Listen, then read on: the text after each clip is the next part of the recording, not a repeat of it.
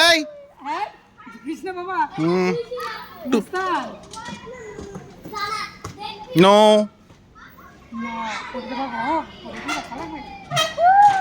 আস্তে আস্তে